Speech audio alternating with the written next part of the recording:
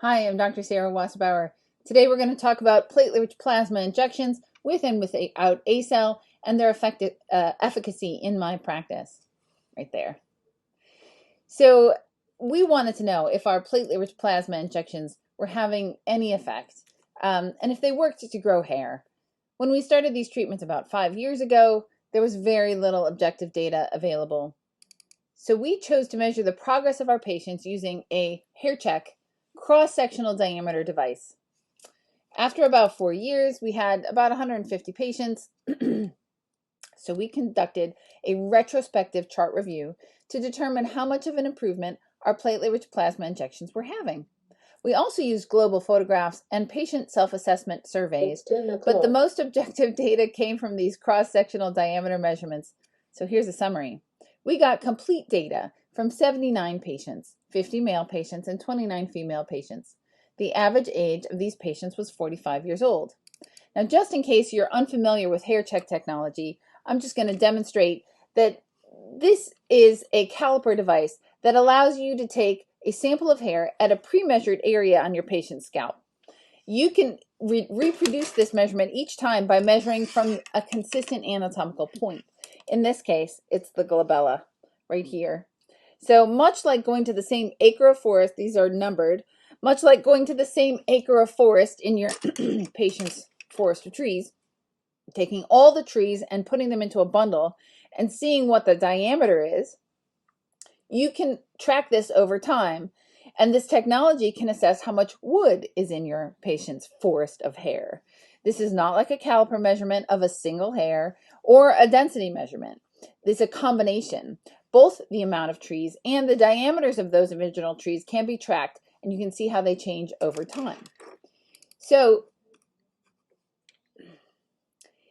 the patient's hair needs to be at least an inch long to be able to do this. So basically what we did in the study was to see how much of an increase we can get in our patient's hair mass, and we were able to track that by location.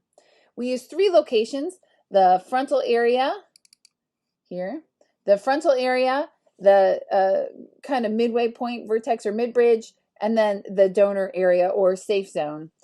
This is a particularly nice way to do things because you don't have to worry about how your patient's hair is styled during photos, and you can use the back of the head as a control because nothing is being injected there.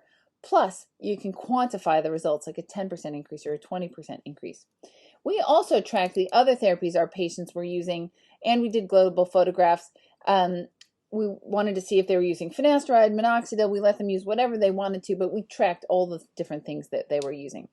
If you would like to look at how I create my PRP or how I add my ACell, and we added 100 milligrams every single time, you can read that at the PDF that's also uploaded with this presentation. Our data demonstrated that 58% of our male patients had an increase in their hair mass with any of these injectable therapies, with PRP, with or without ACell.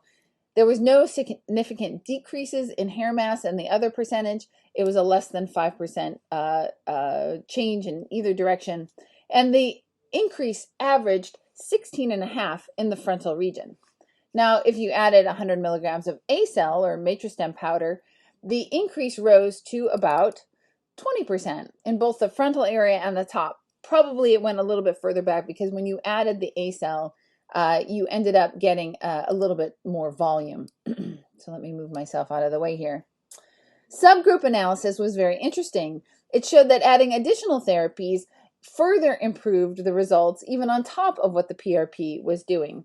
So if you are to look at these, if we had our original 50 patients and they get about a 20% improvement with the ACell, if you add finasteride, you add an additional 3.5. Here's the finasteride. If you add finasteride and Rogaine, you get an additional 9% improvement. And if you added low-level light therapy on top of all of those, you got an additional 13% improvement. So very interesting results. Now, in our 29 female patients, 72% of the female patients showed an increase in their hair mass of over 10%, which again was our cutoff. The other 28% of patients receiving these treatments, once again, were merely stable, not showing increased or decreased mass within the 5% margin of their original baseline hair mass measurements. Those who received PRP alone showed a roughly 25% improvement. Interestingly, it was in both the frontal and the mid-bridge areas. This is likely because the women had smaller heads. And this is all over a 6-month period. However, if ACell was added, then the results were negligible, not even an improvement, less than 5%, about the same as if they hadn't done anything at all. So subgroup analysis was unfortunately rendered inaccurate because my numbers were too low in any particular category of the women taking finasteride, additional minoxidil, and using photobiomodulation. To conclude, 58% of men and 72% of women have increases in their hair mass greater than 10% over baseline over a 6-month period with platelet-rich plasma injections with and without ACell. The average increase in hair mass was 16 to 20% for males and 25% for females. The females did not get any additional benefit, and in fact, it could be argued got a detrimental result from adding ACell. The male subgroup analysis was very interesting, showing that finasteride and minoxidil, and low-level light therapy, which is photobiomodulation, also increased their results over and above what the platelet-rich plasma injections were doing. Thanks for listening. I look forward to your questions.